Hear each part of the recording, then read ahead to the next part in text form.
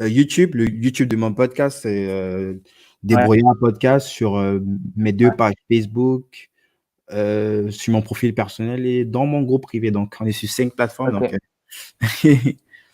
yes. En direct live. Là, on est déjà en live. On est déjà en live. On est online et Trop bien. on laisse un petit peu les gens arriver en attendant. Pour les premiers, pour ceux qui nous rejoignent, je vois que dans le truc, il y a quelques personnes qui arrivent déjà. Mettez des likes et n'hésitez pas à partager, histoire de. On va titiller un petit peu l'algorithme de Facebook et de YouTube, là. Donc, likez. Trop bien. Mais écoute, c'est la première fois que je fais ça de toute ma vie, donc je suis très Ah bon? content de le faire pour la première fois avec toi. Bah, un live comme ça, en direct sur plein de plateformes, sur plein de plateformes, c'est la première fois que je fais ça. Je pense que tu vas m'apprendre deux, trois trucs, hein. Ça veut dire que les lives qui sont sur ton site, ce sont des lives que tu as. C'était du Zoom, tout simplement Ouais, c'était du Zoom, exactement. J'ai fait que du Zoom jusqu'à présent et c'est ça. Et c'était donc plutôt fermé, en petit comité, etc., où les gens devaient Mhm. s'inscrire pour pouvoir participer. Ah, je vois. Ben, du coup, je te propose qu'on commence. Donc, un 2 3 c'est parti. Bonjour tout le monde, bienvenue pour ce énième live confinement. Aujourd'hui, j'ai l'honneur d'être avec Adrien Garcia, qui est le cofondateur de Réunis et qui est également l'hôte des podcasts Réunis pour changer le monde et le fameux podcast Entreprendre dans la mode avec plus d'1 million d'écoutes. Donc, ils sont très peu à péter ce type de record-là. C'est pour ça que pour moi, c'est très, très important de t'avoir ce soir ici pour discuter justement de comment est-ce qu'on peut déjà atteindre ce type de chiffre avec un podcast. On ne parle pas de la vidéo. Mais pour commencer, question traditionnelle, Adrien, est-ce que je peux te demander de te présenter? Ouais, avec plaisir. Bah écoute, je suis un jeune homme de 34 ans. Je pense que je suis plus un jeune homme en fait. J'ai 34 ans. Je vis à Paris. Je suis fiancé avec une jeune femme dont je suis fou amoureux. Et on va se marier l'année prochaine. On devait se marier cette année, mais on se marie l'année prochaine. Et puis maintenant, bah, je dis que je suis podcasteur parce que c'est mon nouveau métier. Et je suis entrepreneur aussi parce que, bon, podcasteur, c'est aussi un peu entrepreneur parce que finalement, c'est devenu une entreprise. Et entrepreneur parce que j'ai co-créé justement avec ma fiancée et avec mon frère euh, Mhm. une société de prêt-à-porter pour femmes qui s'appelle Réunis. Euh, donc voilà, pour la faire courte, voilà qui je suis. Et justement, cette ligne de prêt-à-porter qui a aussi son propre podcast qui a du même nom, euh, Mm. avec en plus au-dessus pour changer le monde. Est-ce que tu peux nous expliquer un petit peu le contexte? C'est quoi l'idée de ce. Est-ce que c'est quoi? C'est un énième, une énième ligne de prêt-à-porter générée comme on a l'habitude de voir où il y a un concept particulier derrière? Ouais. En fait, je pense que pour expliquer Réunis, il faut expliquer entreprendre dans la mode. Parce qu'en fait, c'est une histoire humaine, c'est une histoire de rencontre, etc. Moi, quand j'ai lancé mon podcast Entreprendre dans la mode en 2017, donc Mhm. il y a pratiquement 3 ans maintenant, Mhm. j'étais en pleine transition, je changeais de vie, j'étais retourné à l'âge de 28 ans à l'école pour devenir designer, parce que mon rêve de gosse était de devenir designer, de travailler dans des grandes maisons, et pourquoi pas un jour d'entreprendre dans la mode à mon tour. Mhm. Et quand j'étais à l'école, je me suis vite rendu compte que l'industrie de la mode, c'était une industrie qui est extrêmement complexe, qui est très bouchée, où il y a beaucoup de gens qui se bousculent au portillon. C'est une industrie qui est très difficile parce que j'aime bien dire que et encore plus dans cette industrie, c'est une industrie qui est, enfin, réussir une marque de mode, c'est très difficile parce qu'il faut être bon sur le produit, sur la communication, sur la logistique, euh, sur la direction artistique. Et tous ces métiers-là, finalement, c'est à chaque fois des expertises qui sont très compliquées à acquérir ou qui coûtent très cher à outsourcer, quoi, tu vois, Mhm. à acheter. Et donc moi, quand j'étais à l'école de mode, j'écoutais beaucoup de podcasts, mais je trouvais pas de podcasts qui parlaient de l'industrie de la mode et qui parlaient de parcours d'entrepreneurs, de gens qui avaient réussi dans la mode. Et quand je ne trouvais pas cette information-là, bah, j'ai décidé de le créer en lançant Entreprendre dans la mode. Et la petite idée que j'avais derrière la tête, c'était de me dire, en faisant ce podcast, je vais rencontrer des gens qui sont passionnants, qui sont fabuleux, comme tu le fais toi. Tu interviews beaucoup de gens et c'est forcément une source. C'est une source d'inspiration parce que quand tu rencontres des gens, moi j'aime bien dire, on est la moyenne des 5 personnes qu'on côtoie le plus souvent. Ça, c'est ce qu'on dit très souvent, c'est ce que les gens dans le développement personnel, Oui. ils le disent très souvent, mais j'y crois plus que tout. Si tu côtoies des gens qui ont réussi, qui ont envie, qui sont passionnés par ce qu'ils font, etc., bah, toi, par capillarité, tu récupères un petit peu cette passion et de cette envie. Et donc, moi, alors, l'idée que j'avais derrière la tête, c'était de me dire, je vais aller chercher cette passion, cette énergie positive, mais je vais aussi aller chercher un modèle économique, une façon de faire les choses, plein de petites idées, et pour pouvoir mûrir à mon tour mon propre projet.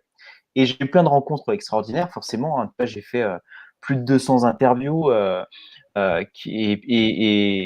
et j'ai rencontré le succès. Alors, c'est un petit succès parce que tu avançais ce million d'écoutes, ça peut paraître énorme, mais comparé à plein d'autres médias, c'est pas grand-chose.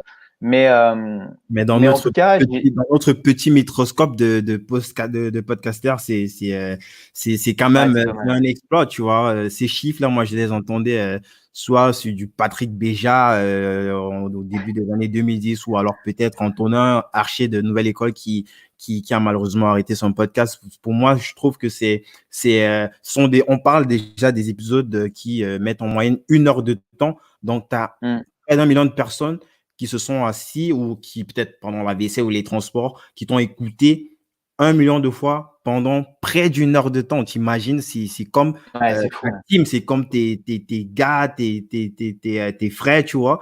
Et si demain, tu as un truc, si tu arrives à un souci, un truc, tu fais un lancement, tu es sûr que eux, ce sont pas des touristes, quoi. C'est pas pour critiquer YouTube, mais sur Mm. YouTube, l'algorithme, elle fait de telle sorte qu'il y a plein de personnes qui arrivent sur tes vidéos par hasard. Quelqu'un qui t'écoute Mm. 1 heure de temps, quand même, là, et là, tu en as 1 million. Donc, moi, je trouve que c'est un exploit et franchement, bravo pour ça. Bah, t'es gentil, merci beaucoup.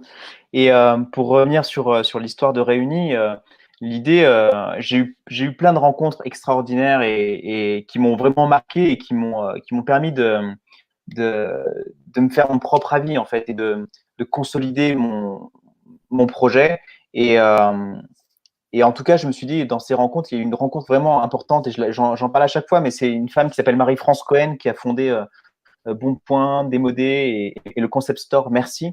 Mhm. Et elle m'a dit, Adrien, si on lance une marque de mode aujourd'hui, il faut que ça soit plus qu'une marque de mode, il faut que ça soit porteur de valeurs hyper positives, il faut faire des super produits, pas des produits de merde, comme on en a aujourd'hui beaucoup dans la mode.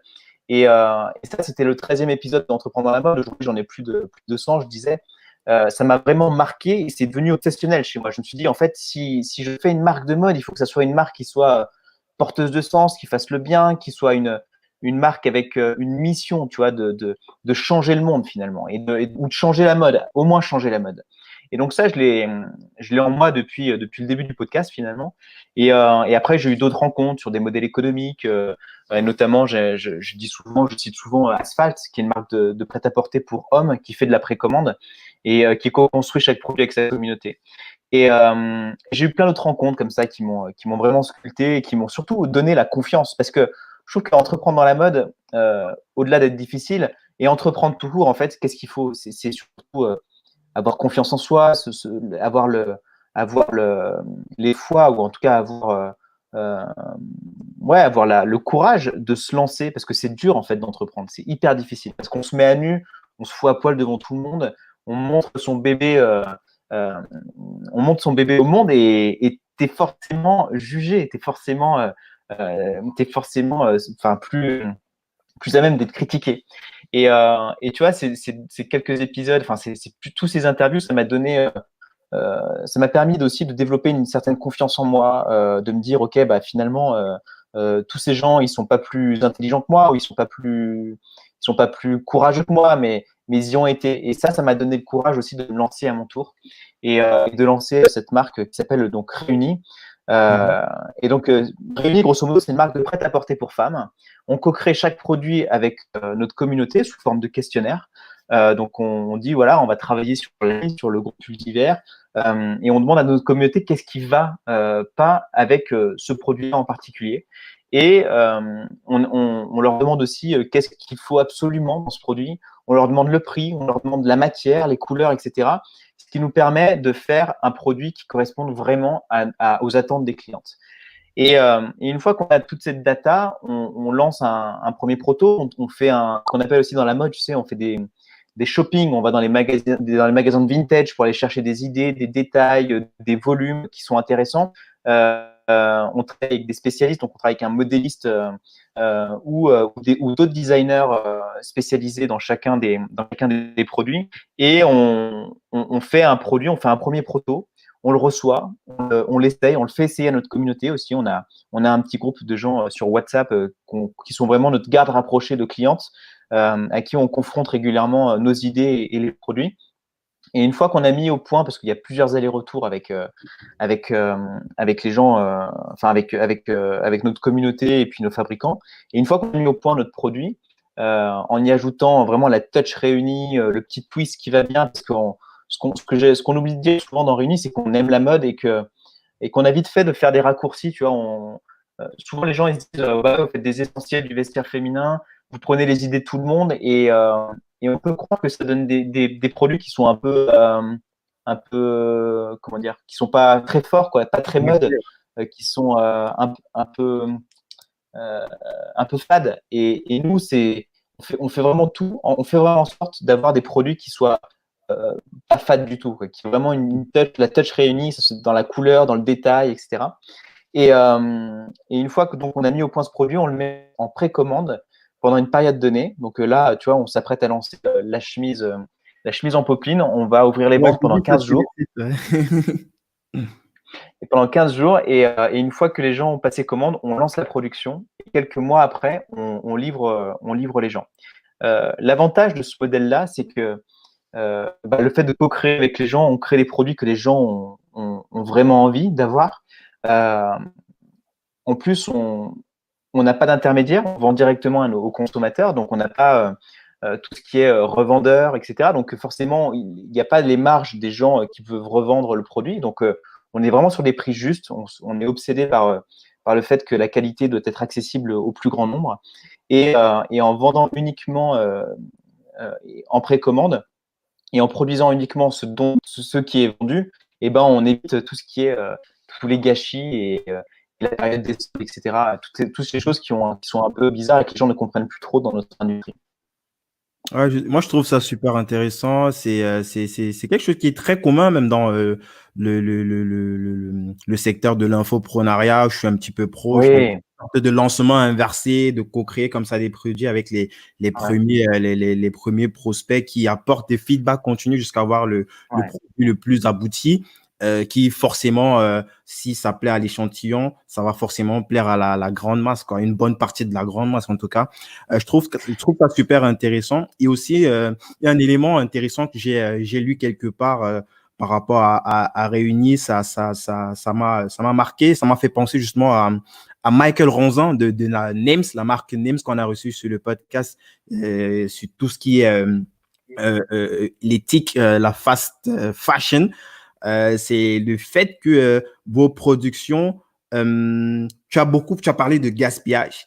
Et ouais, justement, les entreprises qui sont dans la mode, ils ont en général cette obsession-là de produire des trucs qui forcément n'ont pas une très longue, qui n'ont pas qui n'ont pas une longévité dans l'optique que les personnes reviennent acheter. Et c'est le contraire que j'ai lu, en fait. Je me rappelle plus exactement des termes, mais l'idée, c'était de construire des produits qui durent. C'est ouais. d'associer comme ça la qualité et la longévité. Et j'ai trouvé ça super intéressant. Ouais. Nous, c'est notre obsession chez Réunis, c'est de faire des produits qui durent le plus longtemps possible, qui soient vraiment de très grande qualité.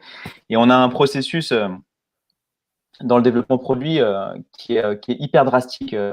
Tout à l'heure, je disais qu'on faisait des questionnaires, donc vraiment, on va aller chercher tous les problèmes qu'il y a avec ces archétypes dans le design.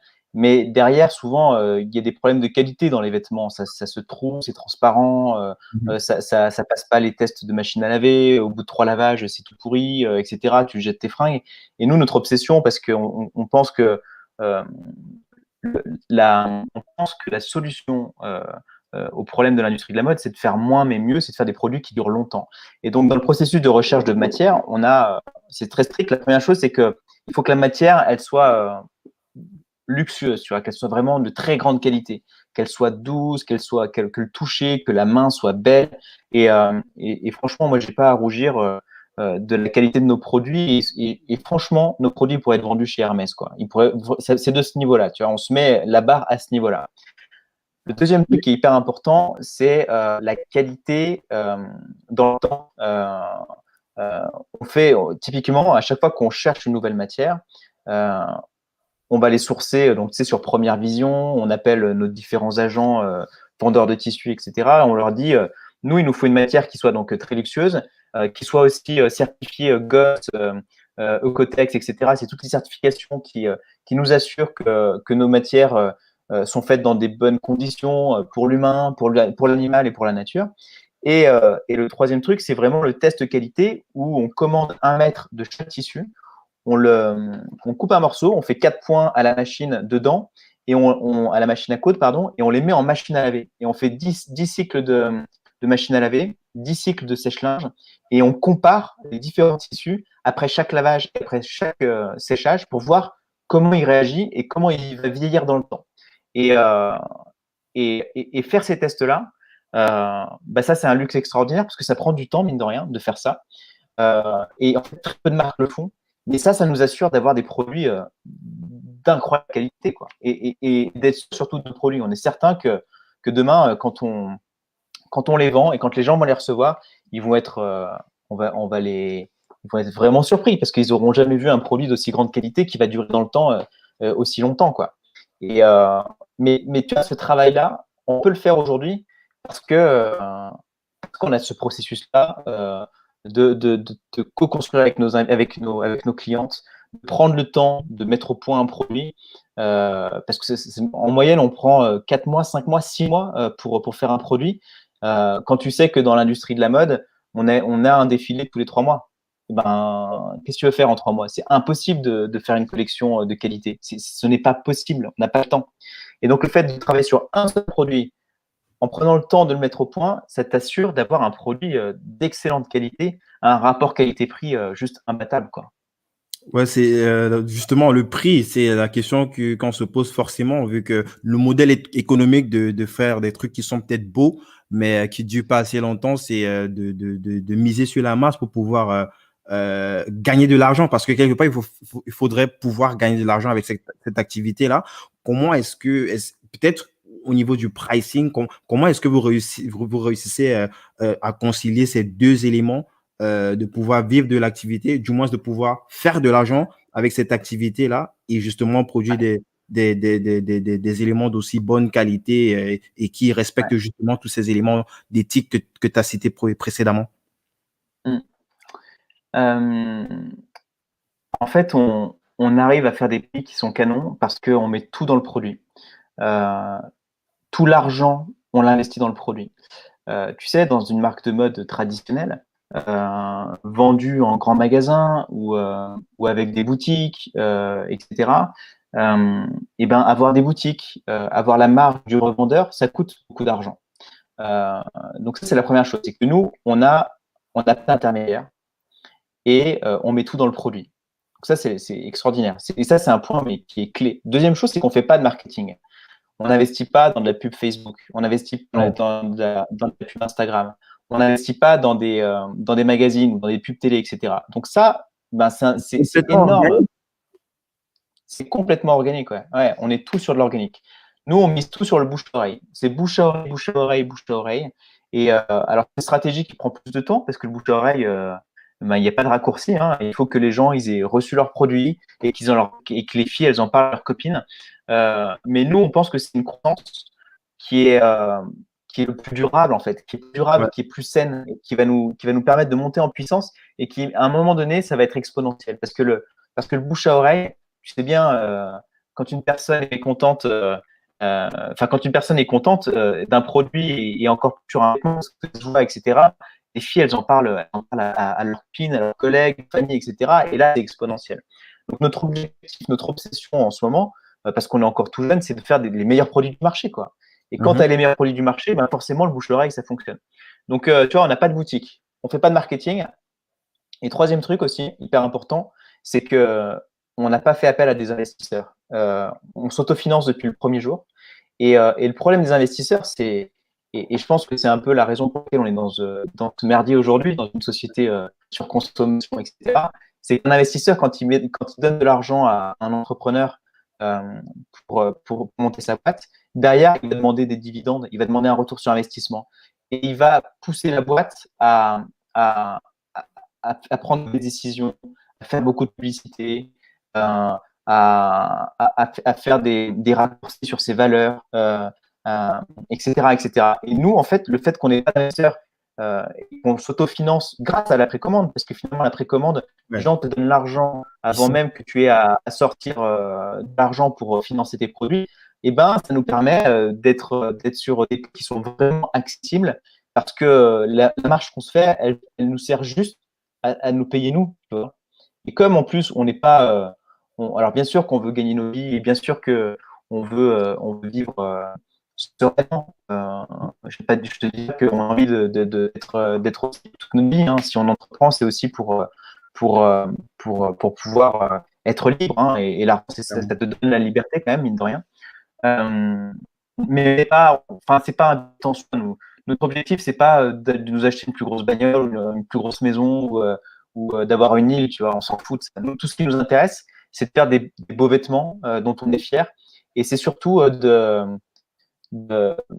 d'être plus que mode, d'essayer de changer le monde. Et c'est pas trop près encore à présent. Le monde de Réunis pour changer le monde, c'est un podcast qu'on a développé en même temps qu'on a lancé Réunis, alors quelques mois après. Parce que notre objectif aussi, notre mission, c'est de supporter des causes qui nous sont chères. Je te donne un exemple sur la chemise là qu'on va lancer dans quelques jours, dimanche. On va reverser 5 euros sur chaque chemise qu'on va vendre. On va prendre 5 euros du chiffre d'affaires et on va le reverser à une association qui s'appelle la Maison des Femmes, qui est basée à Saint-Denis et qui vient en aide aux femmes qui ont subi des violences physiques. Et finalement, tu vois, on se dit que ce qui nous excite dans toute cette aventure, c'est de pouvoir aider des associations comme ça qui viennent en aide aux gens qui en ont besoin ou à des associations pardon, qui changent le monde. Et dans le podcast Réunis pour changer le monde, on met en avant des gens qui changent le monde au travers de fondations, au travers de projets, des entrepreneurs du changement, etc. Et tout ça pour dire qu'on fait un métier dont on a rêvé toute notre vie, donc faire des vêtements, faire des beaux vêtements, faire de la mode, faire des belles images de mode, etc. Rendre heureux nos clientes parce qu'elles achètent des beaux produits à 4 fois moins cher ou 8 fois moins cher qu'un produit que tu pourrais acheter dans une maison de luxe, mais d'aussi bonne qualité, voire de meilleure qualité. Et en plus de ça, on en vit bien. Et en plus, on vient en aide à des associations qui à leur niveau, changent le monde. Quoi. Yes. Donc, en fait, la boucle est bouclée et c'est hyper excitant, quoi, parce que tous les intérêts sont alignés, quoi, tu vois. Non, c'est super intéressant. C'est vrai que j'ai envie qu'on creuse un petit peu je suis sûr que pour les dames qui nous suivent, elles veulent un peu savoir plus dans le détail de différents modèles qu'on peut retrouver justement dans la boutique Réunie. Je te propose peut-être avant de revenir sur ce sujet-là, qu'on parle un petit peu plus de toi, qu'on rentre un petit peu en profondeur. Toi, ce qui t'a donné déjà envie d'entreprendre dans la mode, quoi, pour surfer un petit peu sur le nom de ton podcast. Ouais. Je sais que tu es passé, tu as quand même eu cette chance-là de passer par de grosses maisons comme Louis Vuitton ou Balenciaga, Alain Ducasse, HVS. Donc, est-ce que tu peux nous parler un petit peu de c'est quoi tes influences? Comment est-ce que tu rentres dans ce monde-là déjà? Ce monde qui qui est souvent un petit peu fermé, du moins pour du pays où je viens. C'est un monde, tout le Ouais, monde regarde ça de loin, quoi. C'est hyper fermé. Est-ce que tu peux me parler un petit peu de ça? ouais, bien sûr. Euh, alors en fait, moi, ce que je disais en intro, je sais pas si je l'ai dit d'ailleurs, mais en fait, après mon bac, j'ai fait un bac économique et social il y a quelques années en arrière maintenant, et j'ai fait une école hôtelière, euh, et ensuite j'ai fait de commerce. Et alors j'ai fait des choix comme ça, étant gamin, qui étaient un peu stupides finalement quand tu prends avec du recul. C'était que moi, au fond de moi, j'avais envie de travailler dans la mode, j'avais envie de faire un métier créatif, etc. Mais je me suis pas autorisé à le faire. Alors pour tout un tas de mécanismes psychologiques que tu dois connaître, forcément, on est notre propre barrière, hein, on est notre propre mythe, c'est toujours pareil. Et moi, comme j'étais un petit gamin de la province, je me disais que faire un métier créatif ou travailler dans l'industrie de la mode, c'était pas un métier pour moi, c'était pas fait pour moi, quoi. Je me disais que j'étais pas à la hauteur et que c'était un rêve à la con et que j'avais pas trop intérêt à le suivre. Et Mhm. donc, c'est pour ça que j'ai fait une école hôtelière, j'ai fait ensuite une école de commerce. J'ai commencé donc ma carrière chez Alain Ducasse, Yes. euh, donc un grand chef étoilé. J'ai fait ça pendant 2 ans. C'était cool, mais c'était pas foufou. Et ensuite, bossé pour, euh, pour Prêt-à-Manger. J'ai participé à l'installation de Prêt-à-Manger en France, Mhm. où là, c'était assez intéressant, c'était assez cool, parce qu'on ouvrait le marché, donc il fallait trouver des boutiques, ouvrir des boutiques, recruter des gens, accompagner voilà, une chaîne de restaurants à s'implanter à Paris dans un premier temps et puis après en province. Mhm. Et ça, c'était très excitant parce que c'était très intra-entrepreneurial où j'entreprenais d'une certaine manière, mais au sein d'une entreprise qui avait les moyens, j'avais mon salaire, etc. Donc c'était un côté un peu rassurant. C'était bien, je me suis bien amusé et tout, mais il manquait quelque chose, quoi. Tu vois, au fond de moi, j'étais pas vraiment complètement aligné avec moi-même et j'étais pas là où je devais être. Et à 28 ans, j'ai une rupture amoureuse un peu violente qui m'a mis un coup de pied au cul. C'est le coup de pied au cul dont j'avais besoin, en fait. Tu sais, tu te prends un mur, le premier gros échec de ta vie, finalement, où tu te dis que tout a une fin, et tu réfléchis, tu fais un travail sur toi-même, tu te dis, mais au fond, si c'est arrivé et si on s'est séparé avec ma copine de l'époque, c'est que un de nous deux n'était pas bien, ou peut-être que tous les deux, on n'était pas bien. En tout cas, on n'était pas alignés avec nous-mêmes. Et si on avait été vraiment alignés et heureux et épanouis dans nos vies, ça ne serait jamais arrivé. Et donc, en creusant et en me faisant coacher et en découvrant bah, les podcasts à l'époque, les Tony Robbins, les Tim Ferriss, etc., je me suis dit, ah ouais, il y a vraiment un gros travail sur moi-même. Et surtout, il faut que je change quelque chose, il faut que je fasse une introspection en moi-même et que je comprenne enfin, ce pourquoi je suis fait, quoi. Et, euh, et en creusant, je me suis dit, en fait, quand j'étais enfant, moi, ce que je voulais faire, c'était un métier créatif. C'était de faire de la mode, c'était de créer, c'était de faire ce métier-là, quoi. Mais ça me paraissait tellement loin, mais t'imagines même pas, quoi. Euh, j'ai passé des nuits blanches à cogiter et à flipper, à me dire, je suis en train de passer à côté de ma vie, mais il faut absolument que je change, que je me sorte de cette ornière. Et petit à petit, tu vois, bah, je me suis dit, ok, bah, il faut que je quitte mon job, il faut que je quitte mon job, il faut que je trouve un moyen de retourner à l'école pour faire ce métier-là, quoi. Et donc, à 28 ans, me revoilà sur les bancs de l'école, je choisis le Studio Berceau. Le Studio Berceau, c'est une école de mode euh, assez réputée, qui a fait sortir de grands noms dans l'industrie de la mode et qui était très important. Ça, c'était un sujet qui était important pour moi, c'était que l'école que je devais choisir, c'était une école où il y avait vraiment des gens que j'admirais qui étaient sortis de cette Mhm. école-là.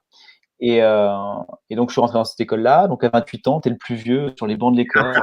Euh, franchement, c'est difficile. C'est pas une partie de plaisir parce que tu quittes une situation, tu quittes un salaire, socialement, tu quittes un truc, quoi. Et tu te dis, je retourne à l'école avec des gens qui ont Une autre 10 ans de génération moins que moi. aussi. C'est une génération, carrément. Et je me rappelle souvent je dis ça, mais la veille, j'étais encore chez Prêt-à-Manger, où j'étais dans le sandwich et le lendemain, j'étais en cours de tricot, quoi, où j'apprenais à tricoter. Et là, tu te dis, waouh, t'es bien sûr de ce que tu fais, mec? C'est chaud quand même. C'est hyper flippant. Et Écoutez, c'est effrayant, genre, c'est même effrayant.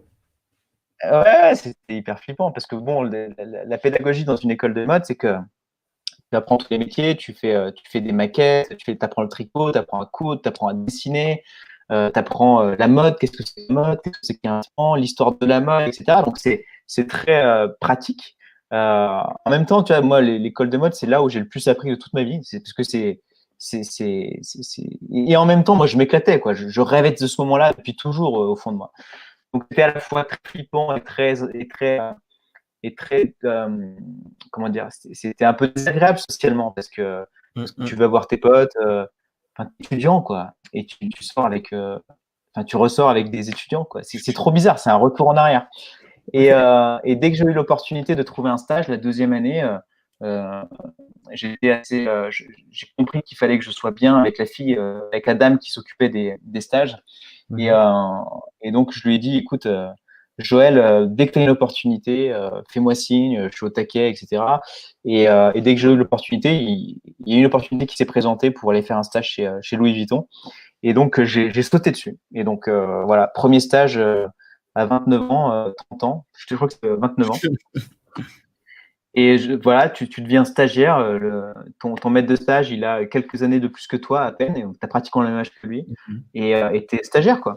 Et tu apprends le métier the tough way, quoi. Tu fais le job d'un stagiaire, mais en même temps, tu vis un rêve de malade mental parce que tu rentres par la grande porte. Parce que tu rentres alors, par la grande porte, c'est une petite porte parce que tu es stagiaire, mais tu rentres chez Louis Vuitton dans le studio de création. Et là, c'est hyper kiffant, quoi. Tu te dis, waouh, en fait, il y a 2 ans en arrière, je faisais des sandwichs, j'étais au fond du trou, j'étais au bout de ma life. Et là, ça y est, tu arrives dans une maison de luxe et tu commences à faire ce nouveau métier.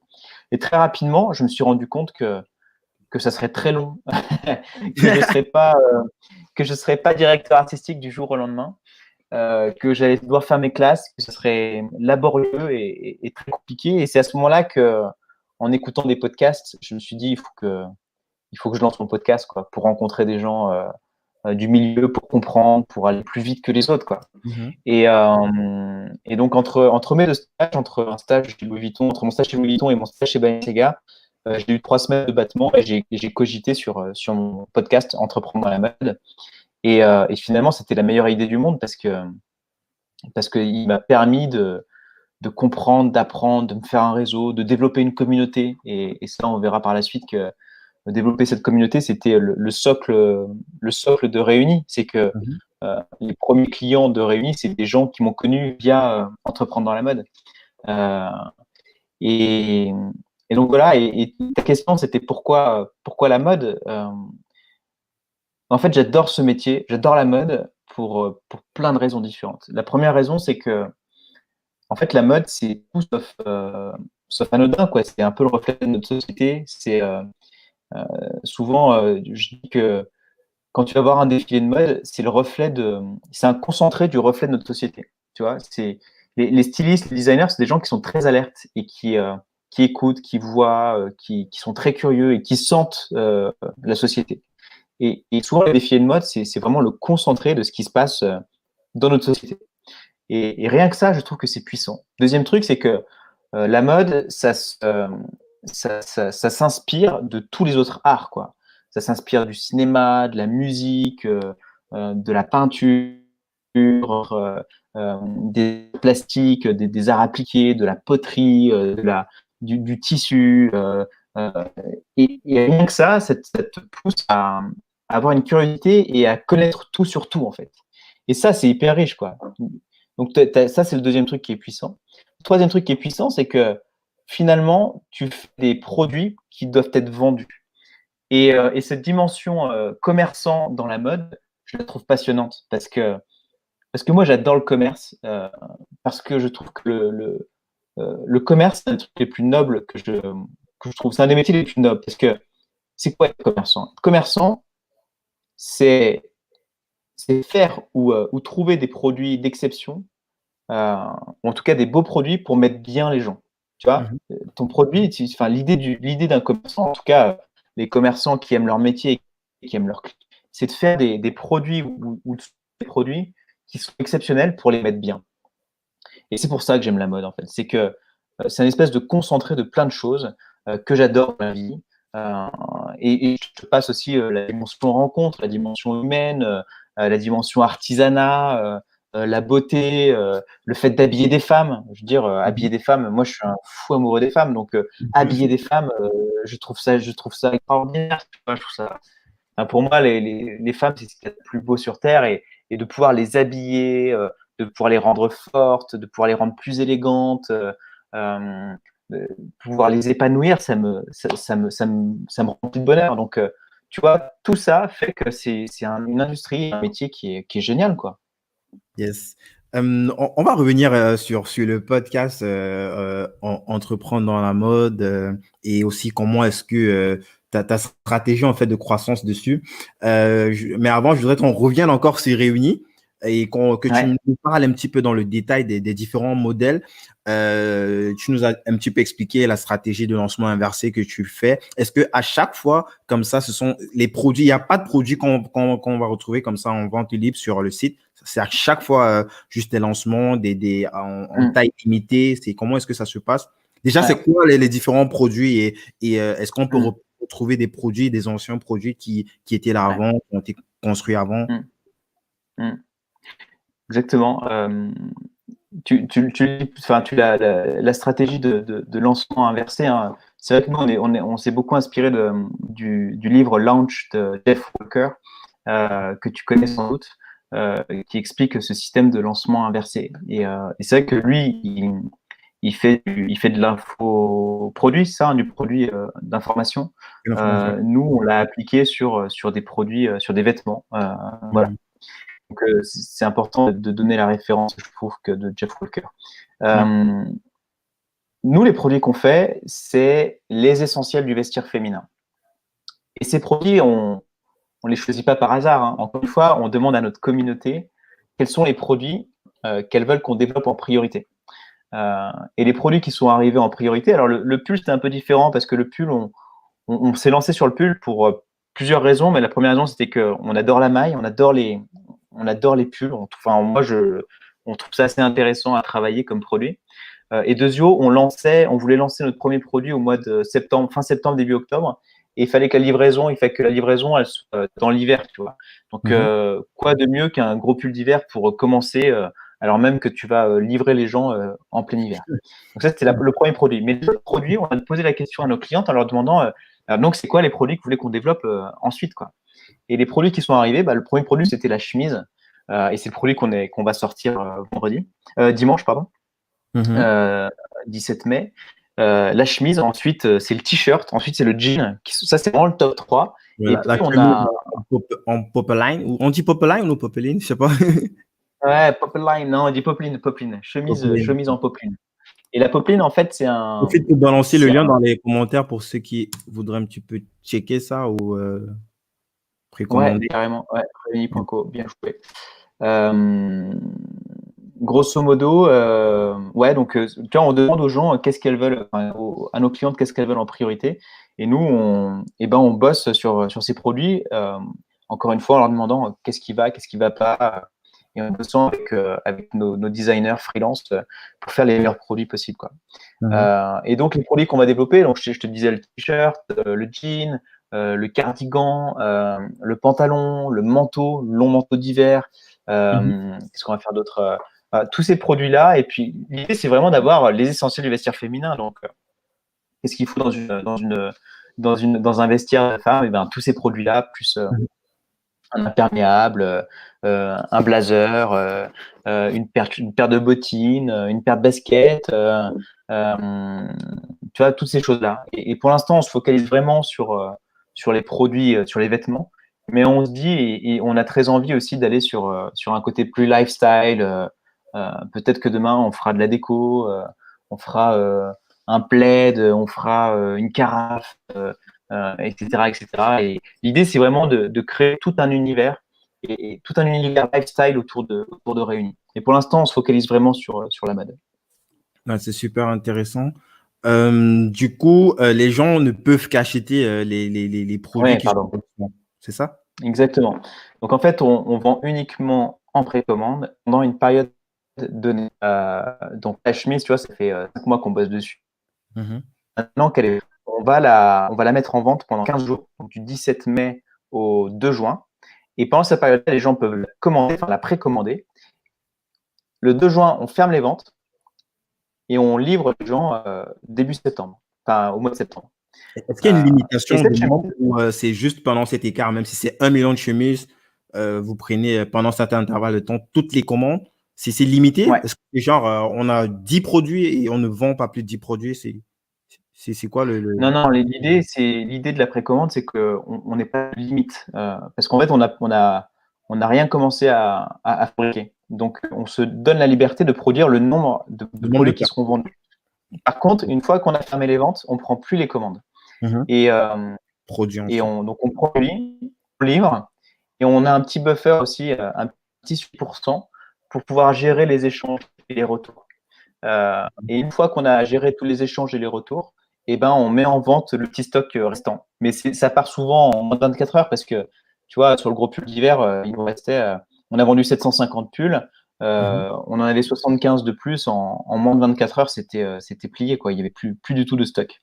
Et, et en fait, l'idée, c'est de faire des rééditions. Donc l'année prochaine, Ah, on ressortira le gros pull d'hiver, on ressortira la chemise, à peu près à la même période, avec des produits qui sont améliorés forcément parce que mhm. on va prendre le feedback de nos clients, Exact. on va peut-être changer les couleurs aussi, on va proposer de nouvelles couleurs.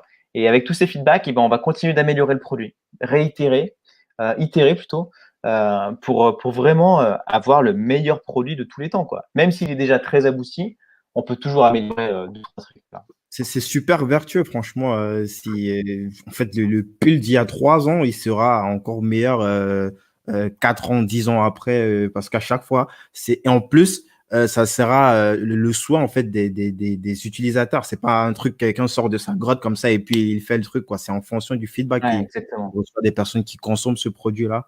Ouais. Franchement, c'est intéressant.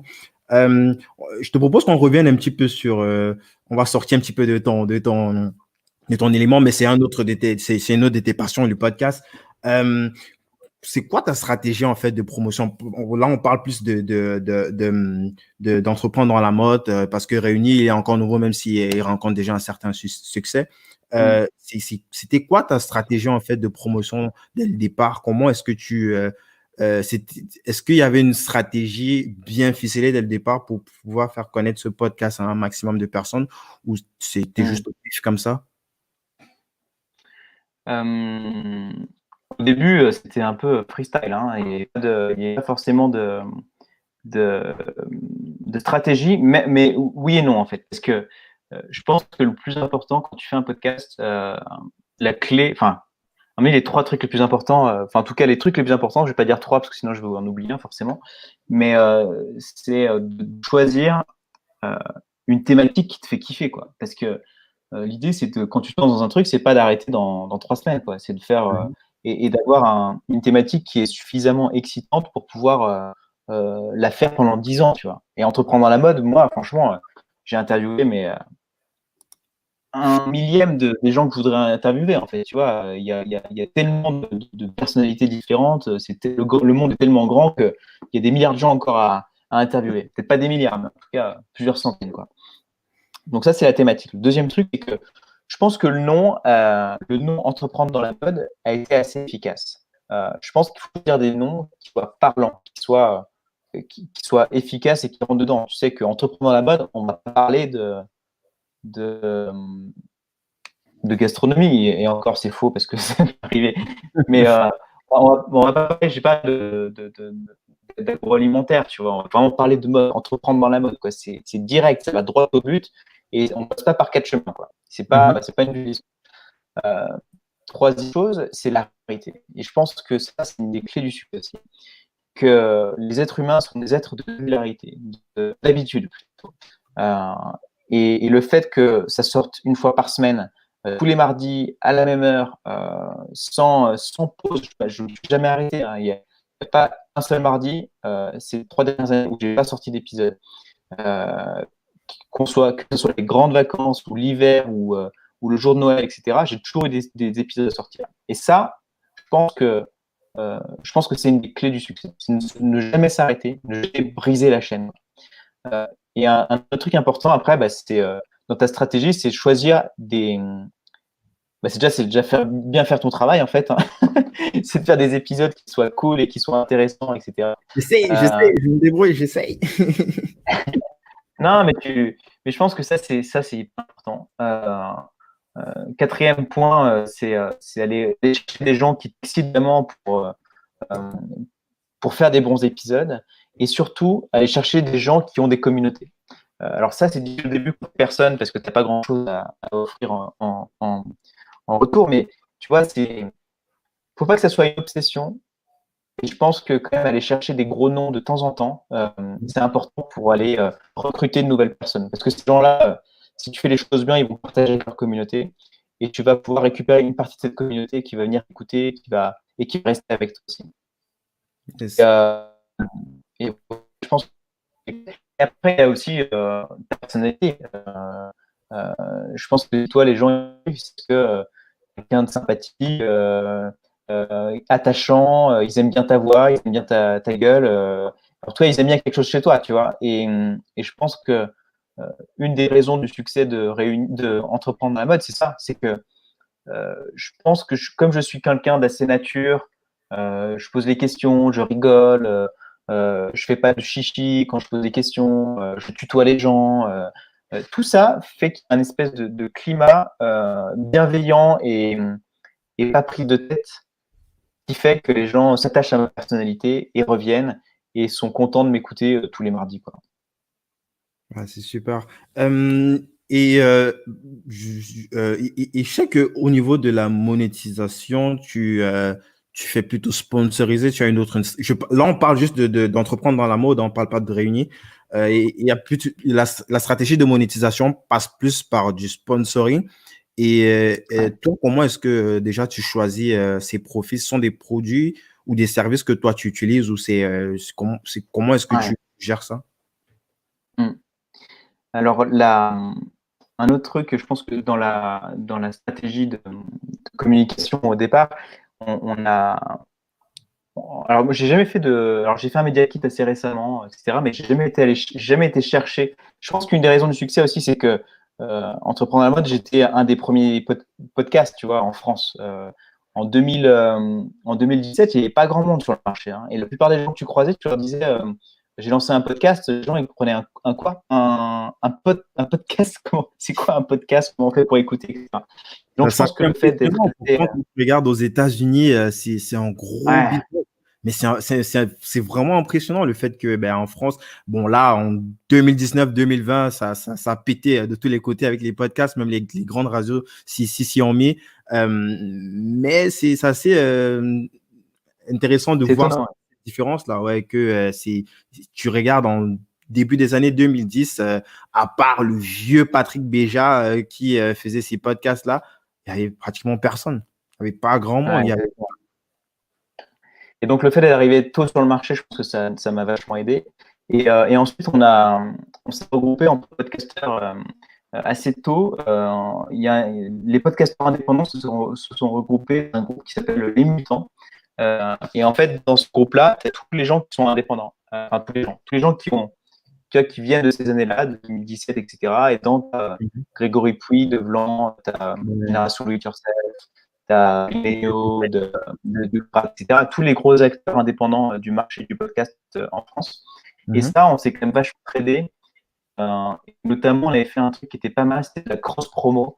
En fait, on s'était réunis une dizaine de podcasteurs comme ça, où on avait fait des intros en intro pour mettre en parole, je sais plus ce que c'est, mais en tout début de podcast, Mhm. on se retrouvait pendant 1 minute 30, 2 minutes, où on disait Salut, je suis avec Grégory Pouy de Vlan, et je voulais vous voir son podcast, que j'aimerais écouter, etc. Donc, là, la cross-promo, ça avait vachement bien fonctionné, ça avait permis d'augmenter un petit peu nos audiences respectives.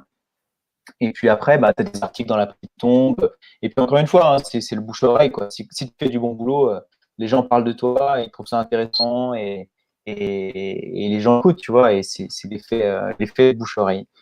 Et pour revenir sur la monétisation, c'était ta question. La monétisation aujourd'hui, moi j'ai plusieurs. Enfin, j'ai une principale, c'est vraiment le sponsoring. Euh, et j'y suis arrivé assez récemment. Et typiquement, le sponsoring, c'est quoi? C'est tu choisis un produit, en tout cas, il y a quelqu'un qui vient vers toi et qui te dit, voilà, j'aimerais bien. Tu vas les solliciter, hein, c'est un travail de commercial. Hein, tu Mhm.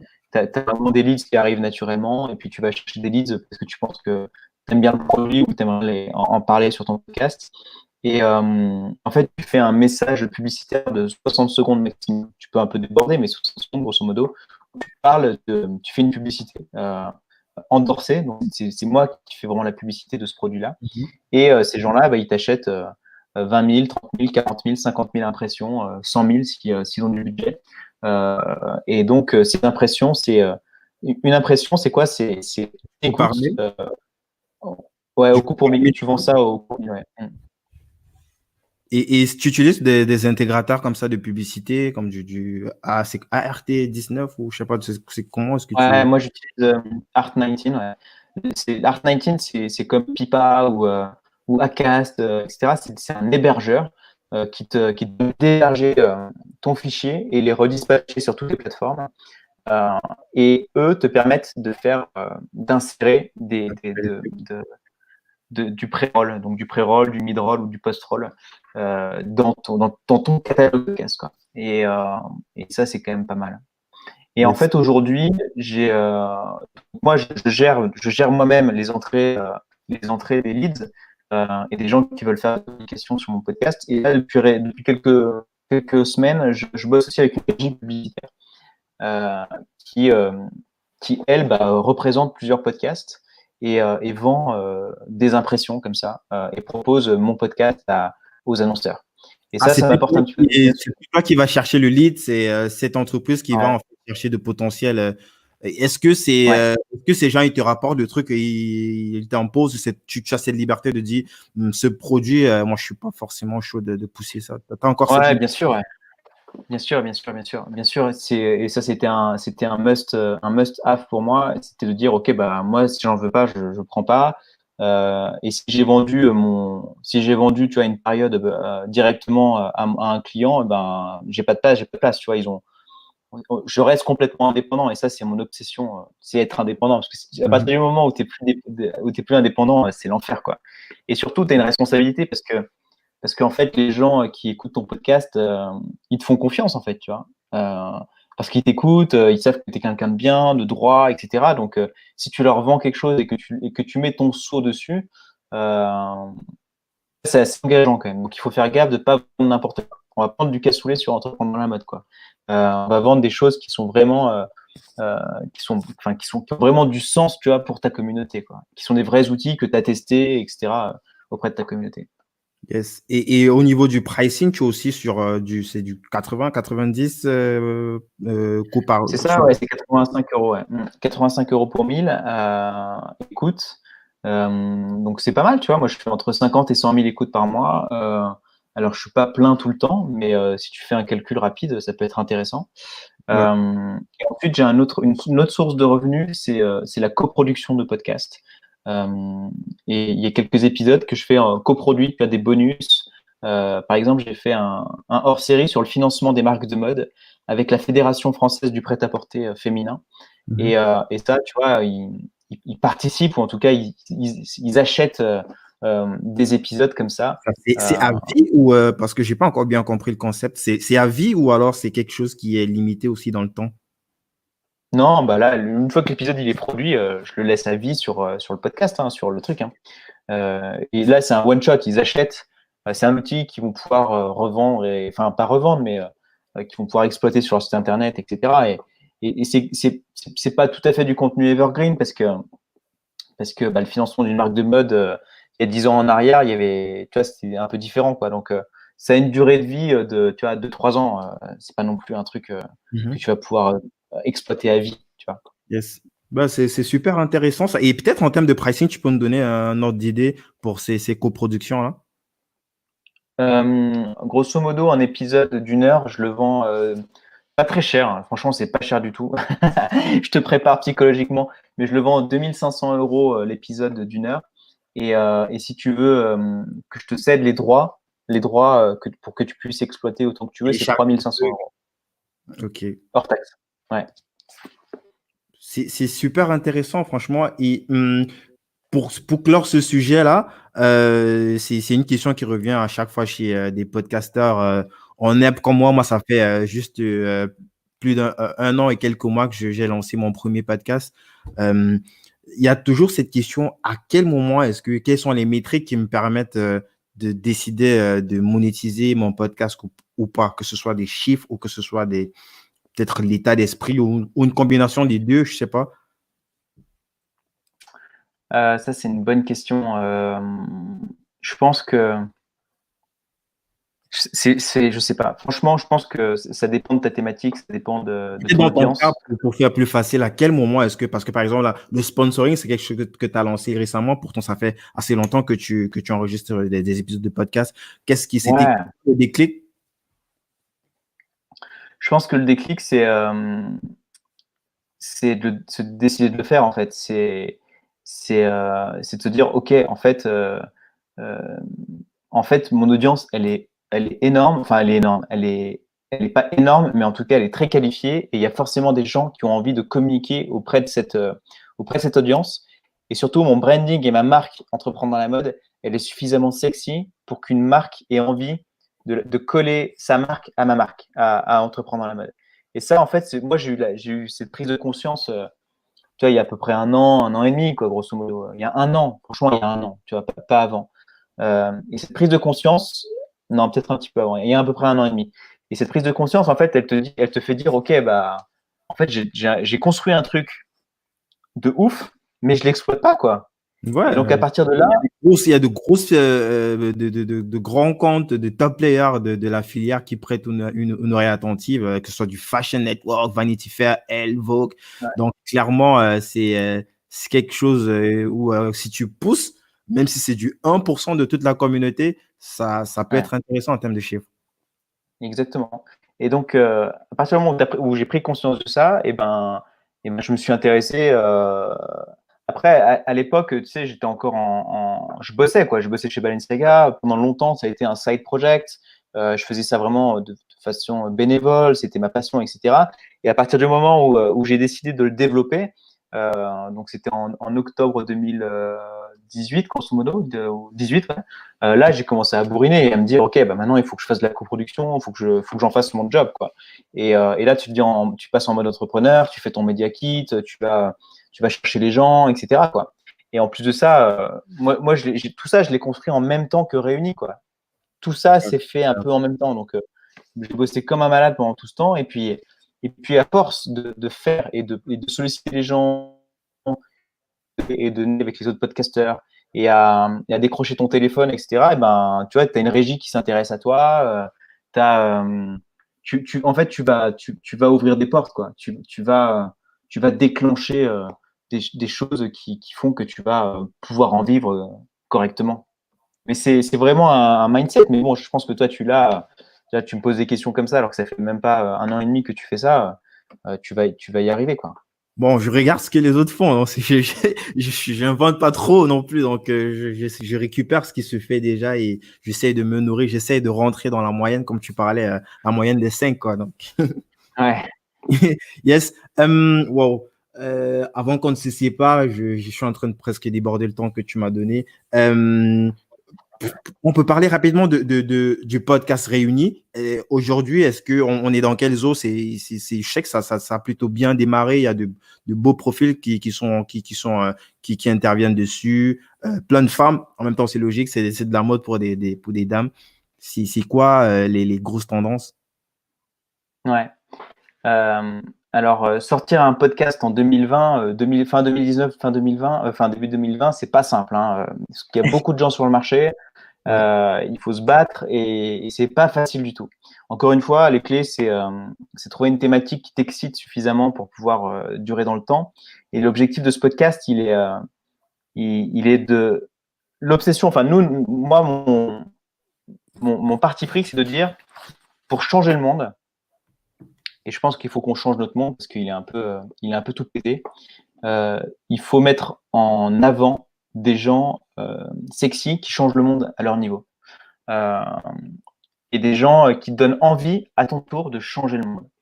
Et, donc, encore une fois, tu commences avec tes petits bras, hein, tu commences avec un pote de pote, tu vas essayer de chercher des gens qui sont intéressants, où tu te retrouves dedans, où tu les trouves attractifs et qui donnent envie de changer le monde aussi.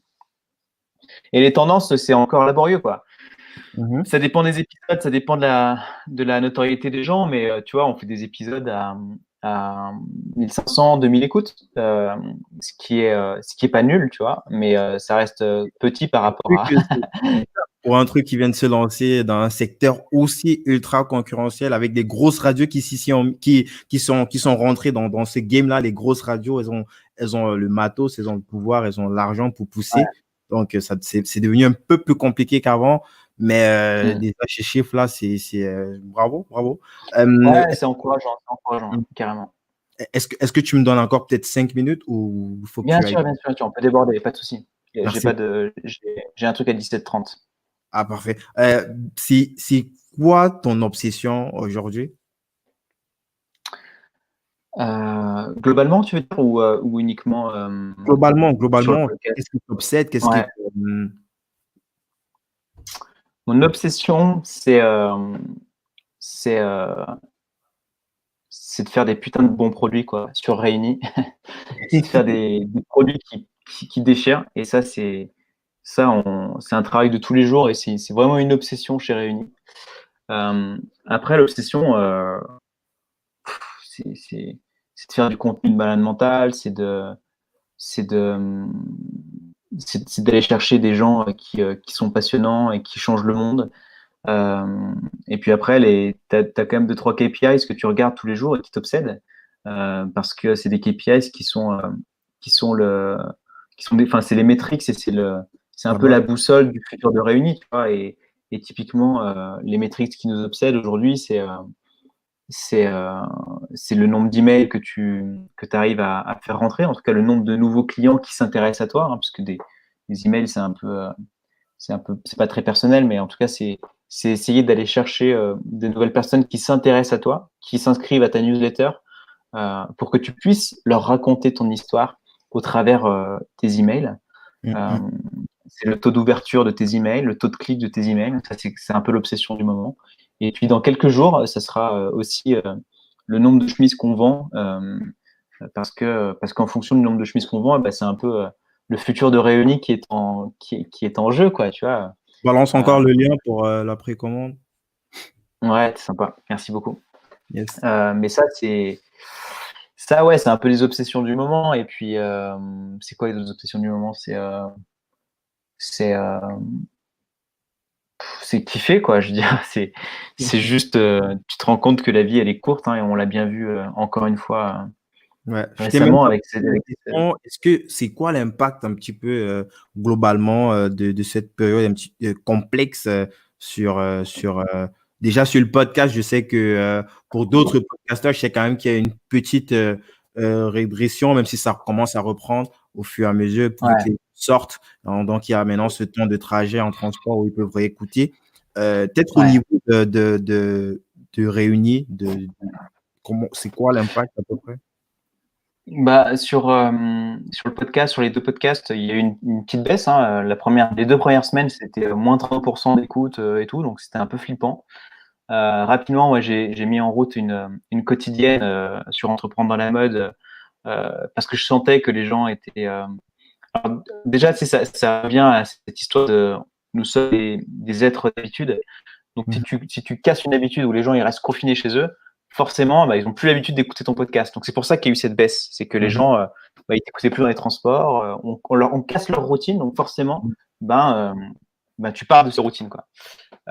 Et donc, le fait que j'ai lancé une quotidienne spéciale Covid-19 sur comprendre comment les gens et comment les entrepreneurs de la mode réagissaient à la situation, comment ils s'en sortaient pour donner des idées aux autres. Ça fait repartir à fond la caisse, parce qu'une quotidienne, tu passes de 2 épisodes par semaine à 7 épisodes par semaine, c'est juste un truc de malade, quoi. Tes écoutes, elles explosent, quoi.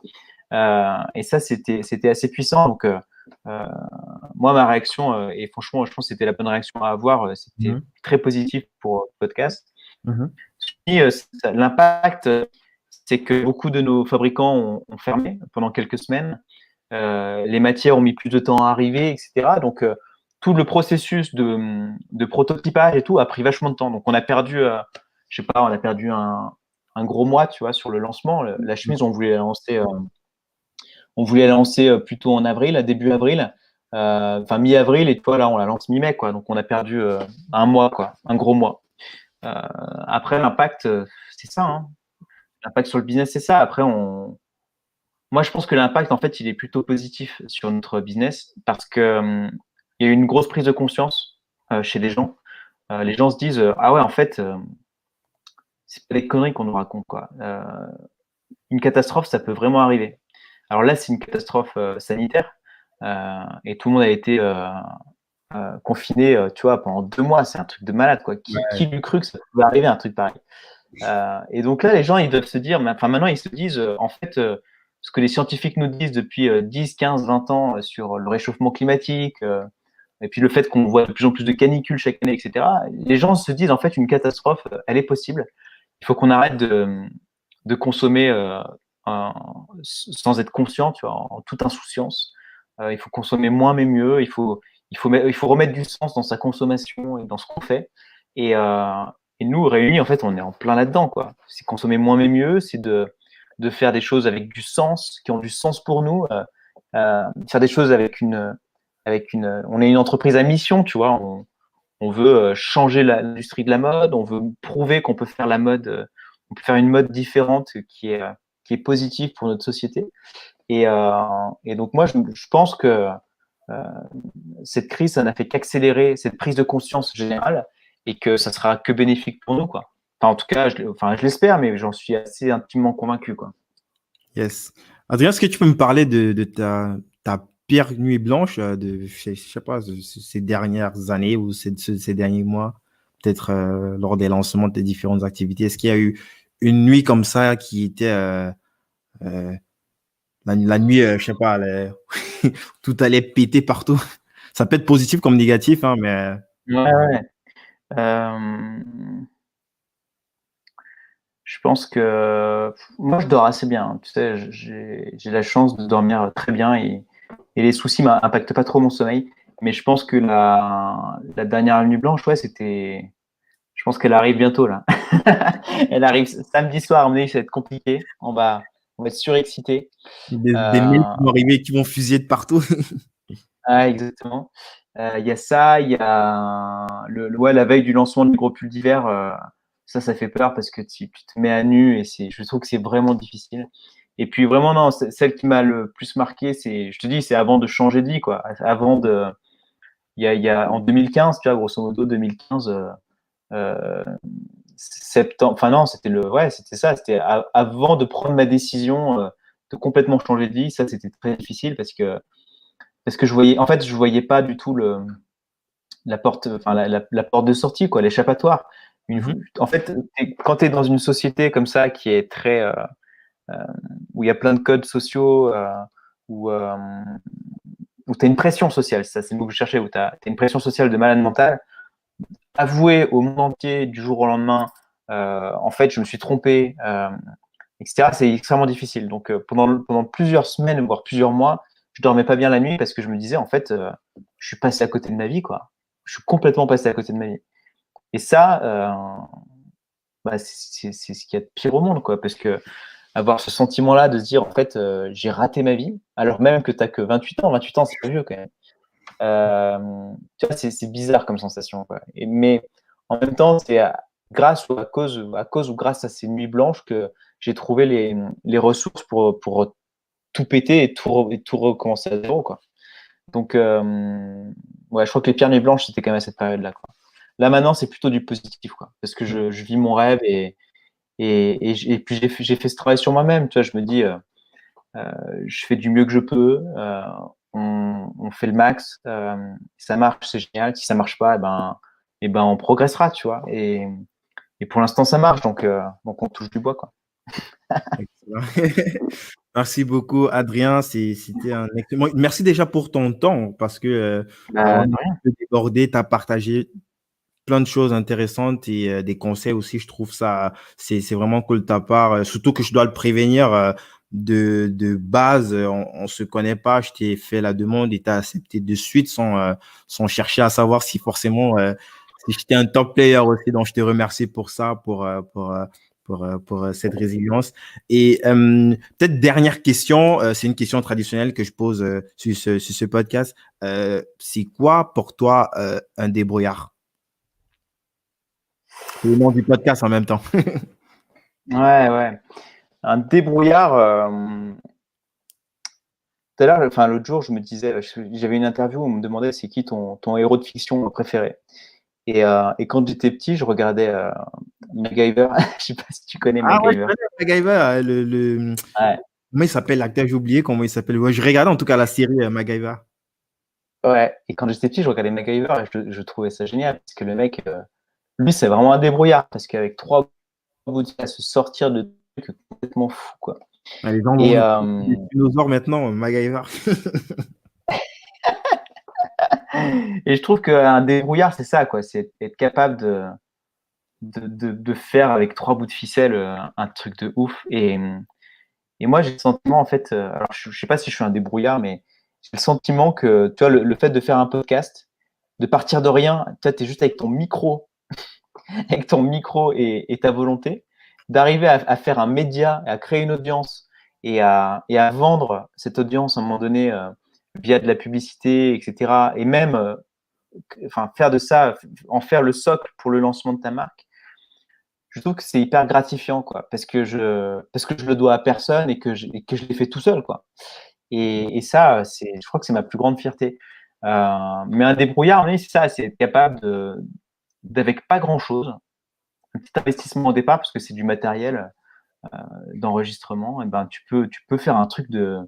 Alors, j'ai pas encore, tu vois, sauvé le monde ou j'ai pas encore fait des millions ou j'ai pas changé la vie de milliards de gens ou j'ai pas sauvé la vie de milliards de gens, mais je trouve que c'est ça pour moi un débrouillard. C'est quelqu'un qui, avec pas grand-chose, arrive à faire un truc intéressant, quoi.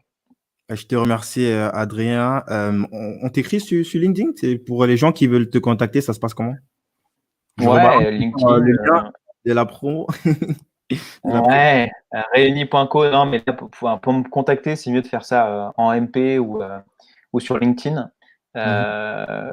J'essaie d'y répondre. Alors, je vous avoue que j'essaye de répondre à tout le monde, mais je commence à être très sollicité et c'est vrai que quand tu as 2 podcasts plus une marque à développer, bah, tu peux Ça pas devient dire, lourd. ouais, tu peux pas dire oui à tout le monde et tu peux pas répondre à tout le monde. Après, si vous voulez en savoir plus sur moi, franchement, il y a pas mal, j'ai fait pas mal d'épisodes de podcast quand même. Si vous tapez Adrien Garcia sur Google, vous allez trouver 2, 3 trucs. Sur Apple Podcast aussi. J'ai fait l'épisode 100 de Entreprendre à la mode. Je me suis fait interviewer par Loïc Prigent, un journaliste de mode assez connu, directement sur mon podcast. Mhm. J'ai aussi le carnet de Réunis, parce que s'il y en a qui veulent comprendre ce que je fais avec Réunis, et Mhm. le carnet de bord réuni sur Entreprendre dans la mode, c'est un épisode que j'avais fait qui expliquait bien tout ça. Et puis voilà quoi. Et voilà. Donc, mais n'hésitez pas à m'écrire et j'essaierai d'y répondre. Mais je vous promets pas de répondre. J'essaierai de répondre. Yes. Donc, sur LinkedIn, c'est Adrien Garcia. Faites une demande de connexion. Ensuite, revenez sur Guy Bertolté. Vous faites aussi une demande de connexion. J'accepte pratiquement tout le monde. Bon, faut quand même mettre la photo, que je sache de qui il s'agit. Je te remercie pour ton temps. Merci pour tout, Adrien. Je te dis à très vite. Merci beaucoup pour ton invitation et merci d'avoir pris le temps de m'écouter parce que bon, tu n'étais pas obligé non plus, hein. Et, euh, et je te dis à très bientôt et merci pour cette plateforme. Et bravo pour ce que tu fais. C'est très inspirant. Salut! Salut.